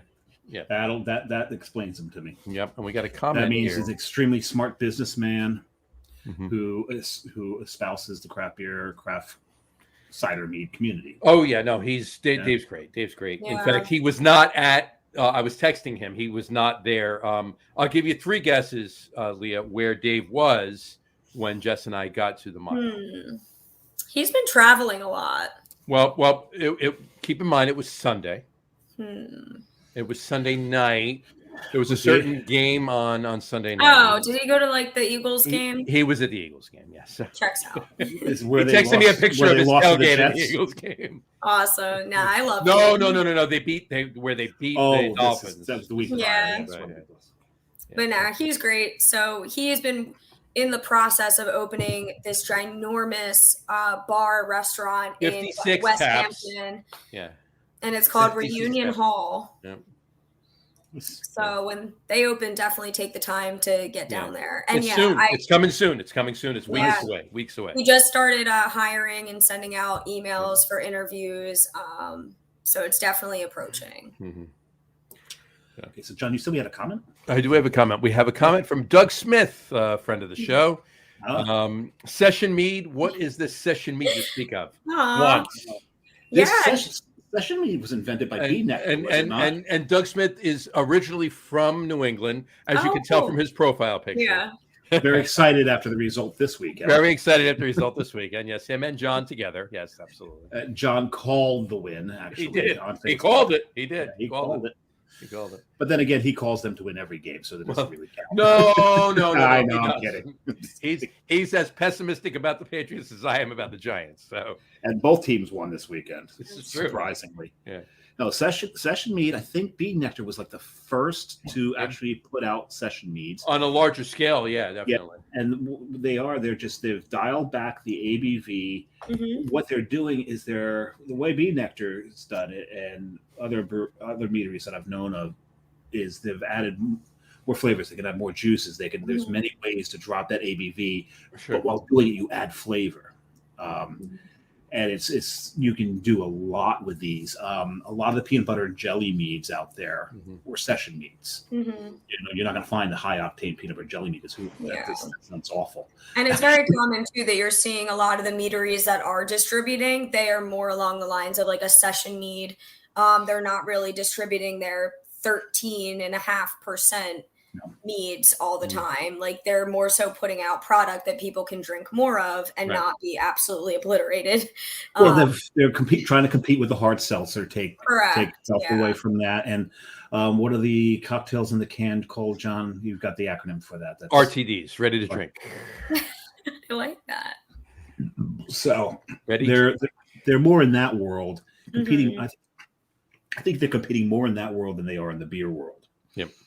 Oh no, they are. They're definitely competing against the seltzers and the RTDs, and the ciders I feel and like the RTDs. Too, like a lot of the wine drinkers definitely gravitate towards mead.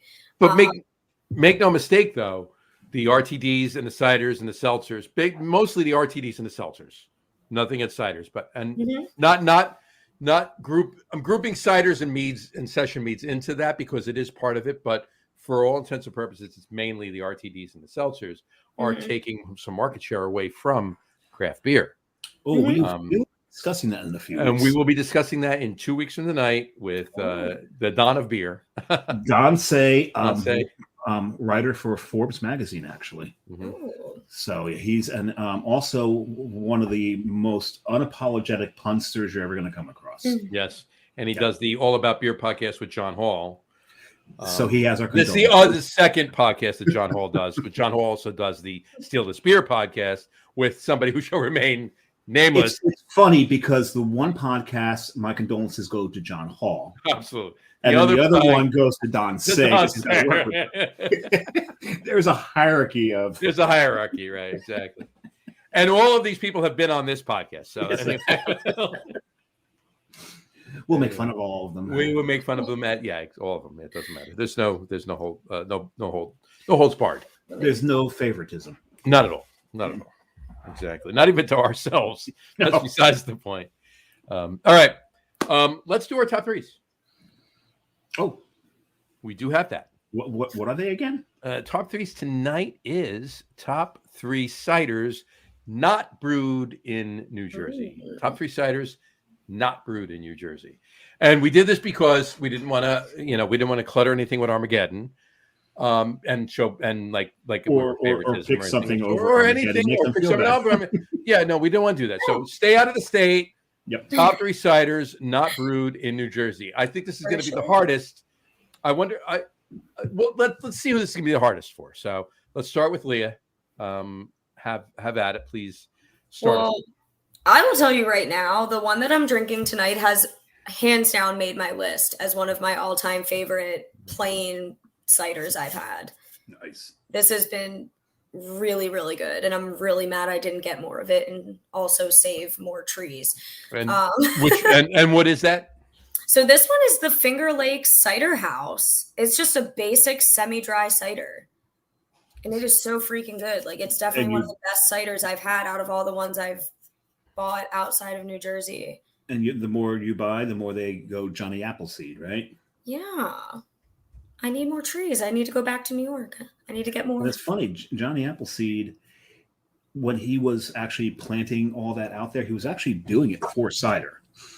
Oh. Cider was actually, cider and beer was a very divisive thing in the country for a while. They were used for political reasons. Where cider was more agrarian and rural, and beer, became very popular as people migrated to the cities. during the Industrial Revolution, and also during the Industrial Revolution, you got more German and Irish immigrants. So beer became more popular. People left the country to come into the city because you could make more money. And cider started to fall out of favor of that. And then, of course, then you got Prohibition, which just put a nail in cider for the longest time. That's why the cider industry, the hard cider industry, as we call it in the U.S., it's taken some time to catch up. Oh, it's just getting started. Yep, just getting started. It is just getting started. So, and if they can start copying some of the stuff that, the cider making techniques in Europe, and start delivering some of these dry ciders, I think they'll find a niche, they'll find a market. And, like we mentioned, they're competing more against the seltzers than anything. Yeah. Oh, absolutely.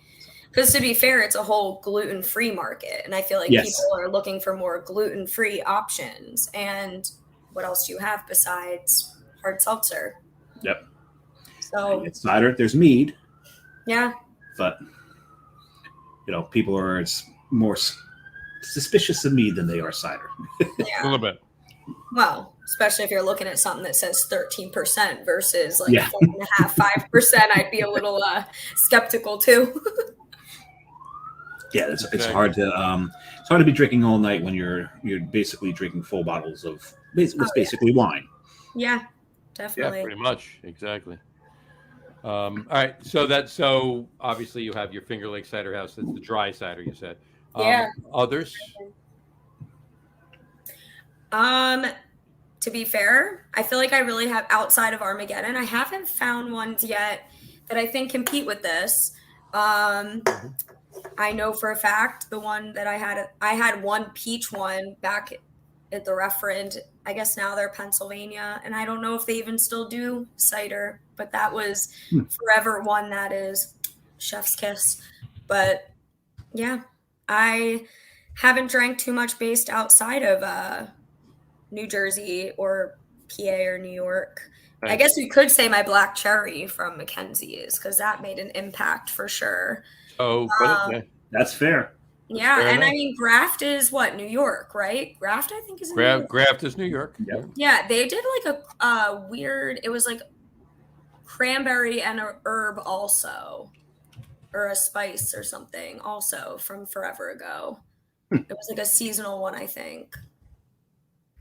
Cranberry and herb. Yeah, that's cool. Yeah, Graft, like I said before, Graft makes I don't know if I ciders. That into Untapped because I barely use Untapped anymore. Is it but on that there? was so long ago. Oh yeah, Newburgh, New York. They are New York. I couldn't remember if they were New York or Vermont.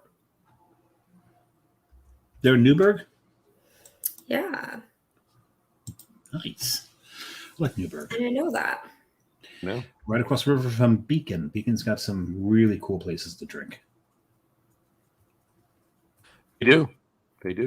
Newburgh. No, Beacon has Hudson Valley. Hudson Valley. I mean, right there. And Industrial Arts opened a space up in Beacon too. Oh, that's right. Because Beacon's, I mean, it's been growing and growing, and it's a fun place. They've got the only Doctor Who themed tea house, I think, in the world. Mm-hmm.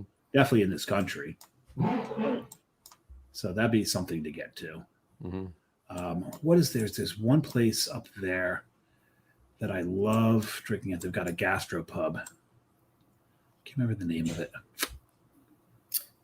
Oh, you know what? It might have been their Moscow Mule one.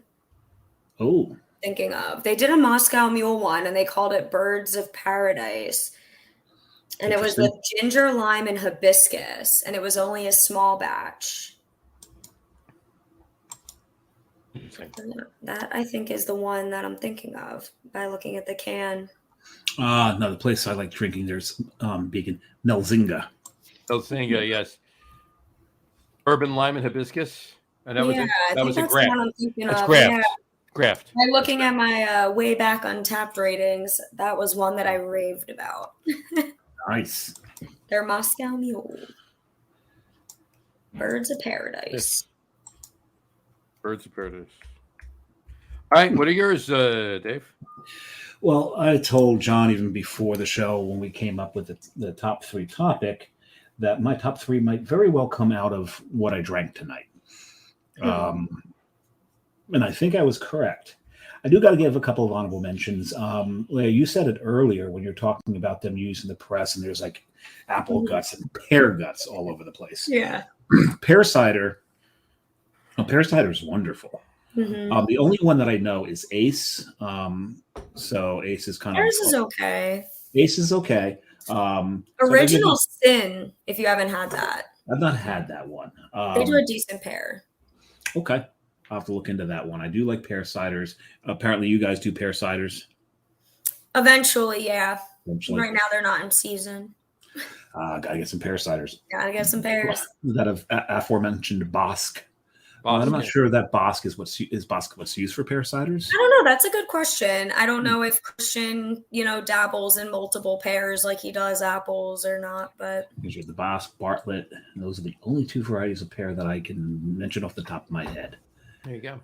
I'm sure there's more out there, but at any rate, so that's kind of an honorable mention. Two of my three are actually going to come from what I drank tonight. Number 3 is going to be Zombie Killer. Zombie Killer is just... And he did not drink that tonight. I did not drink that tonight. Like I said, so the number 3 is something I've had in the past that has not been surpassed by more than 2 other things that I've drank. Number 2 is sitting right here. The Aspall. This is... The Brits know their cider. They really know their cider. If you really want to get into European ciders, non-U.S. ciders, start with the Brits. Do yourself a favor. They really, really know. I mean, that French one, I really did love that French one. But the Aspall, I liked that a little bit better. And then this is number 1. This was just, That's the Val. That's the 10%. The Val Cadet. Yes, this is the ice cider. The cider flavor in this is the apple flavor in this is insane. This is special. This is really something else.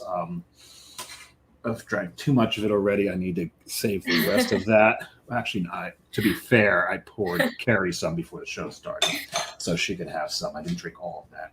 There you go. But that Very needs nice to be of you to saved for. share. Oh yeah, I would have been killed. We brought that together in Montreal. It would have been rude of me. It would have been rude. It would have been very, very, very rude. And John knows I am a rude individual as far as my sarcastic comments are concerned. But when it comes to sharing and stuff like that, one of the least rude people. Absolutely. Yes, I am not that rude. So not at all. Anyway, but that's got to be my number 1. That was an apple bomb. Little, like I said, there's that sweetness, but this is concentrated apple cider. Fair enough. And for you, John? All right, for me, I have an honorable mention and my top 3, and none of them did I drink tonight. Oh. Okay. And the reason for that is 3 of the 4 I drank tonight are from New Jersey, and we can't use New Jersey. So I would only be able to use 1. And I have 1 of my 4 are from the same cidery. So there you go. Anyway. All right. So my honorable mention is one that we didn't even talk about. Samuel Smith's does an organic cider. Yes, they do. And it's from England.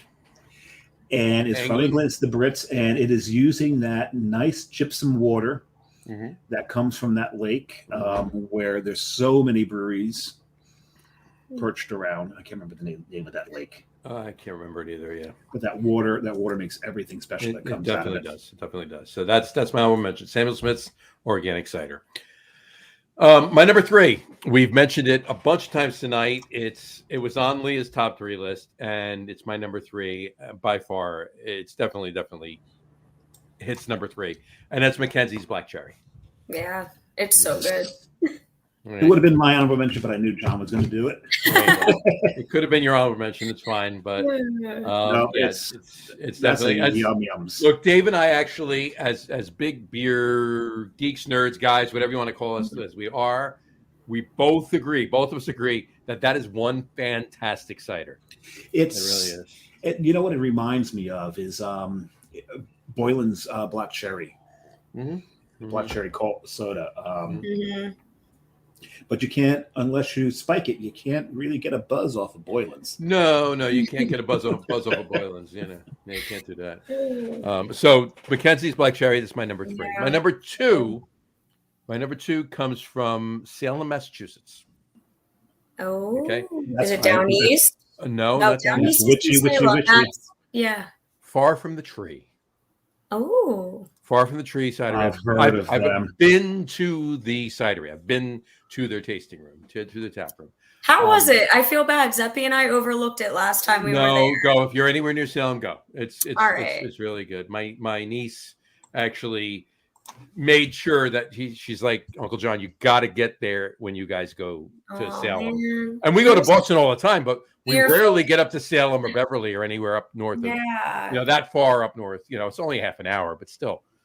So the first time we went up, we've been a couple of times now, but the first time we went up there after she told me that, I'm like, I gotta go. Right, gotta get there. Nice. And That's it's good to know. Lay, Lei, Lay. It's a pineapple habanero cider. Ooh. That sounds awful. I can imagine. I can see the look in your face. I love pineapples. You know that one of my favorite chilies is habaneros. It'll be Oh, yeah. good. It could be Yeah. good. It was fantastic. Never fantastic. knock it till you try it. And Far from the Tree Cidery they're making some really good stuff up there. Yeah. Go. If you're anywhere near there, go. Just go. Gotta get there. Yeah, And there's plenty of great. It's really not. It's probably like 10 minutes from Notch. If you're anywhere, yeah. Well, yeah, because we did a Not whole a bad place to vacation go up either. there, and they came up when we were looking up breweries and trying to map out our whole trip. Mhm. But honestly, if it was me now, I'd be like, "We're absolutely going." And Right. my foot Back down. then, you were like, "Yeah, we I don't need have to hit try it." that Yeah, for right. science. Yeah, exactly. But back then, it was just like, all right, how many breweries can we fit in, and how much beer can we drink in this like quick little weekend trip? And so it's funny too. Salem, they have obviously Far from the Tree Cidery is there. Notch Brewing is there. You go one town north of Salem is Beverly, Massachusetts. There's Mhm. 4 breweries in the tiny town of Beverly, and one of them is the greatest thing. One of them used to be called Channel Marker Brewing. Okay, I've heard of that. Yeah. Channel Marker Brewing. And they were for a few years after they opened, they were Channel Marker Brewing.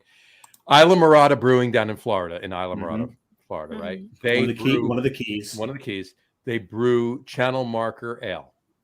That is by far their flagship, their biggest seller. It's thousands and thousands and thousands and thousands of check-ins on Untappd for Channel Marker Ale, right? They actually sent Channel Marker Brewing a cease and desist. Oh no! And they weren't using it as a beer name; they were using it as their That shouldn't be a brewery name. Whatever. They probably could have fought it. Yeah. And gotten away. And got the guy, the owner. He decided. I won't bring him up because he's actually we're getting him on the show too. The owner decided, you know what? That's fine. Yeah. He went with the same initials, it's Channel Marker, so CM. He changed the name to Coastal Massachusetts Brewing. Yes. Coastal Massachusetts. Can you see where this is going, Leah? Right now, so this was in November of last year. They changed from Channel Marker to Coastal Massachusetts. I walked in there in January, right? And he says, "Oh no, you're not going to send me a cease and desist now, right?" You're using the word coastal. I'm like, "Not at all. We're doing a collab, though." He says, "Done." I love it. Right. Aw. Not for nothing. If you're going to head north out of Salem, do the extra half hour or so. And get Johnny, to Amesbury. and get to Brewery Sylvaticus. Brewery Sylvaticus in Amesbury. Yeah, you got to go. So you gotta get John. Next time you're there, you gotta get there. No, we're working on that. So anyway, so my number 2, Salem, Massachusetts, Far from the Tree Cidery, Lay. It's a pineapple jalapeno cider. And my number 1, haven't been to the tap room, but I've had it I've actually had this one a couple of times, and the main place I had it was at Bukowski's in Boston.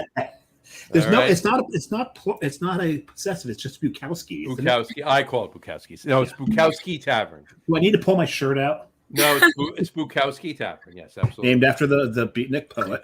named after the beatnik poet, and there's a Coastal Brewworks sticker on the wall behind the bar at Bukowski. And next time I go, there will be a Beer Samurai one there. And there had to be a Beer Samurai. Yeah, I didn't have one with me. One right over both of yours. Hey, Johnny, one of these days, when I go to Munich, if there is any place to put stickers, the Coastal Brewworks and a Beer Samurai sticker will be in the oldest brewery on the planet. Absolutely. You got to go to Weihenstephaner. Well, we're going to be in Weihenstephaner next September too, but we'll talk about that. Right now, the coolest place where our decals are has got to be Temple Bar. Oh yeah, over in Ireland. In Dublin. Yeah. So anyway, my number one is in Rollinsford, New Hampshire. Okay. North Country Hard Cider Company. I've never I like that name. Yeah, okay. I've never heard of them. It's their hard cider aged in flag, rye, and bourbon barrels. So it's a rye and bourbon barrel aged hard cider. How does the cider hold up to the It was delicious. Did it still taste like a cider, or did it taste more like a whiskey? It tasted. I'll answer that. Did it taste like Laird's? It tasted no. It didn't taste like. You know what? It wasn't far from Laird's. Okay. I got to be honest with you. It was probably close. They can say that it probably was close to that. The caramel notes I was getting out of the pumpkin jack, clearly without the pumpkin spices of the pumpkin, but just the caramel notes. There were heavy caramel, wood, vanilla, oak, of course, notes to it, and it was fantastic. I've had it twice. I had it at Bukowski, and then like 2 years after the first time I had it, I was in there again, and they had it, and I checked on time. I'm like, yeah, I'm having this. Again. I had it again. They had it. So it was and it was fantastic. So that's my number one. Very nice. There you go. Very cool. I like that. It's different, I feel like, than everything else. Mm-hmm. And it's one of the reasons that I asked you, because I've had a couple of bourbon barrel aged. Yeah. That's the only rye barrel aged. I'll keep my eyes open for you. Yeah, you know what? I mean, I'll get my hands it does. on it. Depending. I mean, if you obviously the ABV holds up. We're obviously yeah. Like what was that one? I just pulled that up. Hold on. That was only 7. Just under 7. So, I mean, it wasn't 4 though. Yeah, it was a little bit of beef to it. It wasn't like a 10, but it wasn't 4 either. So it's kind of nice though. I poured myself more than 10. I'm shocked. It's sitting right here. I know. Right. Leah, we did a port show once. Not on this podcast. No. It was on Tom's show. On Tom's show. And the pub with the beer whisperer. The pub with the beer whisperer, yeah. And I had 5 pours of ports, and Dave had 6, and then an additional 2 of one particular. So yeah, that was, and he just kept. Tom and I were talking, and Dave just kept pouring the same port. And then was that the one he fell asleep on? No, it wasn't. No, it's fine on that one. Now you got me looking at my port over there. Yeah. Well, port you can have after cider. That kind of it does work. Though one of the bottles that I have sitting over there right now is empty. That's the presidential 20-year-old tawny. Exactly. So anyway, all right. Anything in the immediate future for the next couple of weeks that you want to get people down, and like we'll even repost it if you want to Armageddon that you want to let people know? Yeah, I mean, honestly, if you're out by the Two Bridges events, definitely pop in and try to visit us there. Keep your eyes open. Us? There. You're not going to be there. I won't be there, but Armageddon will be there. She'll be in the tasting room. She'll be in the tap room. I will. So if you don't want to go there, you can come hang out with me in the tasting room. But yeah, no, I mean, honestly, shoot us a follow on social media and, Armageddon Brewing, either on Facebook or Instagram. Definitely trying to keep everything as up to date as possible for any upcoming events or releases. Yeah, I mean, as of now, it's my new home and I'm getting settled in as best as I can. I already You've been there what now? Was it 3 weeks now? Three and a half weeks? About 3 weeks. So it's been great. And I feel like you guys even taught me about some stuff about cider, which has been awesome and exposed me to some new things to now go explore and try to get my hands on. So I appreciate it. And the tap room space is amazing. I do have to say, I really like the vibe in there. You walk in, it's a really decent size. It's a nice tap room. Yeah. I really do like it. And what's cool is we walked in. Jess and I walk in, and it was almost like the Dexter Lake Club in Animal House, right? Can we dance with your dates? That wasn't that, right? So I walk in. Jess walks in behind me. Walk in the door. And as soon as I walk in the door, Leah's behind the bar. She's like, "Oh my God, look who's here!" Everybody in the tap room, everybody in the tap room stopped what they were doing and turned and looked at the door. Because I had no idea, and you were like, "I messaged you," and I'm like, "I wasn't near my phone." And seeing you in my neck of the woods is like a very rare occurrence, and I know like days in advance, so I know like, "Oh, cool, he'll be here, so I can try to get there." Right. So it was a very nice surprise. So I appreciate you visiting me. Anytime, of course. I get down because as long as I've been in the craft beer world in Jersey, I have not been to Flying Fish's new facility. It's a beautiful space. It is. So it's really got to get big. there. And if you're that close, yeah, absolutely. And mechanicals not that far off. Let's put it this way: not that Gene wants people to park in his lot and then leave the car there and walk somewhere else. But you could. But you can. It's like not even 500 feet. It's like I may just wind up doing that, especially if there's a geocache around. There you go. And if you go there, Dave, the mile is only 10 minutes away. Okay, and Reunion Hall is probably going to be 15 minutes away once it opens, and honestly, probably less than 10 minutes away is Tonewood's new location in Barrington. Yeah, location. They've been there. The street from there is the Rail. It's the Rail, right? Tavern, and that is like I think I'm going there for lunch tomorrow with. Oh God, I like Tonewood. Yeah. So I say their new location. They've been there a year and a half now. I say they're new compared to the other ones. It's new compared to Oakland. Yeah, it's new compared to Oakland, right? So, but I'm forever. That's where I've been. I love Oakland. Yeah, the Oakland space is great. I mean, it's great. But I mean, when you walk into Barrington, though, it's like, oh my God, look at this place. It's beautiful. Yeah. Actually, I think I've been to the Barrington one. The bigger one in the old lumberyard? What's the one next to the train tracks? Yeah. Mm-hmm. So then you've never been to the original? I've never been to the original. There you go. Get over there, and by the original is not too far away. From the original, you got Kings Road's original location. Yeah. Yep. You have Red, White, and Brew. Yep. And not too far away from there, you have Devil's Creek. Yes. Mm-hmm. Very nice. So they're all right there. I think, and Lunacy wasn't too far away. I just didn't say them because their day's gone now. Yeah, rest in peace. That one was sad. Mm-hmm. Cool place to hang out. Yeah, nice guys too. And the walk to the bathroom was interesting. Yeah, just through all of the manufacturing equipment. Like you're in a meat cooler walking through those. But at least they had it cordoned off, so you knew not to stray. Oh, it was cool though. It was endearing. It was great. It was lovely. You know? Oh, it was really cool. Mm-hmm. So. I've been in places where the walk to the bathroom's been terrifying. Mm-hmm. Right. Yeah. Right. There was one place in Salt Lake City where the guy says, "Well, you got to do this. If you think you're in the wrong area, you're in the right area. Just keep going." You go. Great. Eventually, you will see a door with a toilet behind it. Yeah. And you're good. Just keep walking. Just don't make eye contact with anything on the sides. Yeah, just focus straight. Tunnel vision. You're the tunnel vision. Oh my God. All right, Leah, hang out. We'll talk to you in 1 second. We want to wrap the show up for today. On that note, we want to thank everybody for watching. We want to thank and for those of you just listening to our podcast, thanks for listening. Don't forget to visit our website, www.lagerroom.com. That's LAGERROOM.com. And please remember, like us and follow us on all of our social media, Facebook, Twitter, Instagram, and of course, our YouTube channel. All of them are at The Lager Room.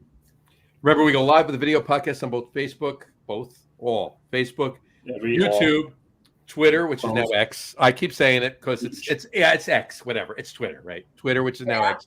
It'll forever be Twitter. And Twitch, which we have people watching on Twitch tonight. Twitch. Right. Every Tuesday evening around 6:30 p.m. Eastern time.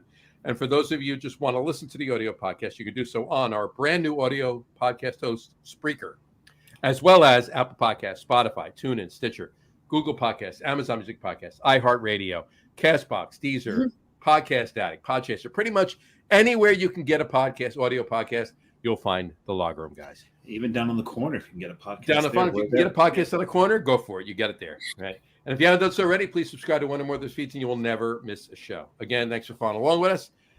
Leah, thank you so much for coming on the show. We really appreciate it, guys. Anybody, if you're anywhere near Somerdale, New Jersey, please check out Armageddon Brewing. Their ciders and meads are fantastic. You want to get down there. Bring your own sacrifice, though. And we're dog friendly, so bring your dogs. Exactly. Don't sacrifice the dogs, though. No, you don't want to do that. They will not be sacrificed. They will just be extra loved. Yes. And by the way, we were talking about pentagrams before. This is my favorite pentagram right there. Yeah. Oh, you had to rush. You got to go with the You got to go with the rush, right? Anyway, thanks for following along with us. Have a great rest of your week. Have a wonderful weekend. Drink a lot of beer and cider and mead, but drink responsibly. And we'll talk to you soon. Take care, guys. Don't forget our Halloween show next week. We're actually going to be live on Halloween. It's going to be fun. We are? We are. We may be in costume. We'll see. Well, it's possible. So. Yeah. Yeah. Take care, guys. Cheers. They found him face down in his waffles, maple syrup dripping from his fake robe. Who did he see when he heard who was there? Now it seems that he shit out of luck. This little penny went to market. This little piggy stayed